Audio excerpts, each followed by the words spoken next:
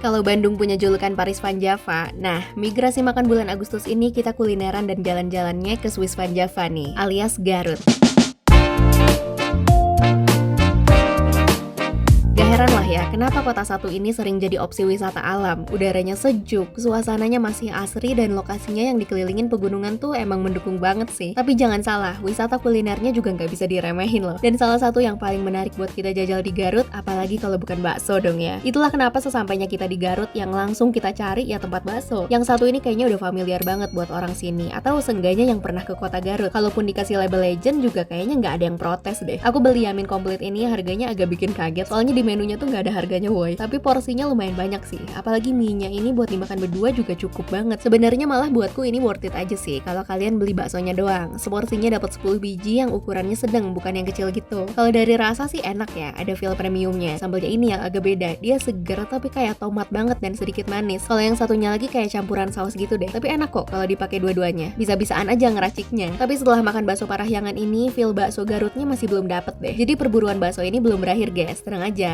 Puas ngebaso sambil nunggu makanan turun, kita cari tempat chill buat ngopi santai dulu lah. Sekarang di Garut cafe or coffee shop lucu gini tuh udah bertaburan kayak di Bandung deh. Tiap jalan gede pasti ada minimal satu. Salah satunya ini, cafe mungil tapi lucu banget ya. Kayak di bangunan Belanda, dan dia tuh konsepnya lebih ke warkop gitu. Harga kopi kayak begininya aja masih dapat belasan ribu doang loh. Dan dia juga jual kayak kue-kue pasar gitu, lucu deh. FYI lokasinya tuh di seberang mall yang katanya jadi salah satu kebanggaan warga Garut nih. Terus tahu nggak, di sebelah mallnya tuh ada water park dong. Jadi kepo kan. Sekalian emang aku mau nyari pakaian buat berendam, soalnya aku lupa banget bawa. Padahal kan nggak afdol ya kalau ke Garut nggak berendam air panas. Kayaknya mall ini tuh masih baru nggak sih, jadi kayak masih banyak yang belum keisi. Tapi tenan-tenan makanan udah lumayan lengkap. Asiknya akses ke si Tropicana tadi bisa dari sini juga. Terus orang-orang di mallnya bisa lihat langsung ke dalam water parknya. Asik nih kayaknya nyebur, dan cakep juga tempatnya. Tapi kayak malu gak sih berenang ditontonin orang dari mall? Mana sepi kan karena weekday, jadi kayaknya skip dulu deh. Dan setelah muter-muter mall belum nemu baju yang cocok, malah keburu lapar dah. Jadi kita mau makan dulu aja lah. Kita lanjut cari ke tempat lain aja nanti. Kedai satu ini kita hasil nemu di FYP, tempatnya agak hidden padahal di pinggir jalan besar. Lucu juga sih, dia kopi tiam peranakan gitu. Menu-menunya variatif kok, ada mie, nasi, tapi menurutku jagoannya tuh aneka dimsum yang digoreng. Endul cuy, kayak cakwe udang sama lumpia ini berasa fresh gitu loh, udangnya agak manis-manis dan juicy banget. Tapi kalau mau makan berat, si nasi ayam ini berasa rempah. Pokoknya jauh lebih tasty dari kelihatannya deh. Dari situ mumpung cuaca cerah, pengen deh coba lihat situ Bagendit karena belum pernah jujur. Bagus kali ya. Tapi ternyata pas dateng jeng jeng jeng, malah sepi krik-krik dan kesannya terbengkalai banget gitu. Sampai nggak kelihatan ada petugas atau penjaganya ini mah. Jadi kayak mau masuk juga ragu. Tapi kalau cuma sekedar pengen lihat sih, dari atas sini juga udah lumayan dapet sinerinya sih. Dan emang kalau udah di satu frame jadi bagus, kayak danaunya dapet, gunungnya juga dapet. Mungkin kalau dari dalam bisa lebih bagus kali ya spot fotonya. Sebenarnya agak kecewa, tapi masih ada yang bisa dilihat lah seenggaknya, nggak bete-bete amat. Dan untungnya dia nggak terlalu jauh, cuma 20 menitan gitu lah. Plus di perjalanannya juga disajiin pemandangan sawah-sawahan gini, lumayan. Hari udah mulai gelap dan seiring matahari terbenam, udara di sini tuh langsung drop beberapa derajat deh kayaknya. Belum lagi anginnya tuh beneran gak nyantai coy, bikin merinding. Yang bikin kita walaupun belum terlalu lapar, jadi pengen cari tempat melipir buat menghangatkan diri. Kita ke satu tempat yang lately lumayan happening juga nih. Ternyata si Bumi Upi ini luas ya. Kayak seatingnya tuh banyak banget dan spotnya lucu-lucu. Tipe makanannya mainly masakan rumahan gitu. Tapi karena gak lapar-lapar amat, jadinya kita cuma cemil-cemil doang. Kita pesan serabi, pisang bakar, jagung, sama sate aci alias cilok. Tapi beneran dibakar, jadi ada cita rasa bakaran satenya gitu, unik deh. Tapi yang lain kayak B aja sih. Mungkin emang yang spesialnya ada di menu makanan beratnya kali ya. Next time harus coba menu utamanya sih, fix. Tapi yang jelas di sini PW dan cocok sih buat jadi tempat ngopi santai, foto-foto, atau kalau mau WFC-an juga oke banget. Kita juga betah banget nih stay di sini lama-lama. Gimana? Oke juga kan si Swiss Van Java ini? Masih banyak banget tempat-tempat dan pastinya makanan-makanan enak yang kita jajal di migrasi makan bulan Agustus ini. So, ikutin terus ya. Bye.